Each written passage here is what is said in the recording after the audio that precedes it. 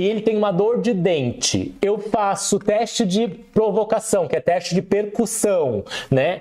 Seja vestibular, oclusal, teste de percussão.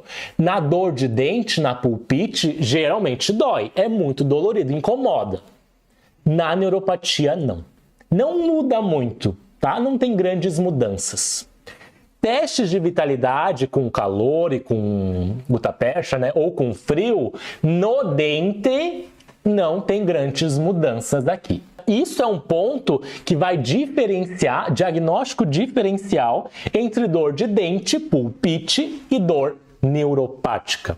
Meu nome é André, sou dentista, professor e pesquisador de bruxismo aqui na Université de Paris e neste canal eu ensino dentistas a terem segurança no diagnóstico e no tratamento do bruxismo, da DTM e das neuropatias. Então corre aqui e clica no botão de seguir, porque toda semana temos aula nova.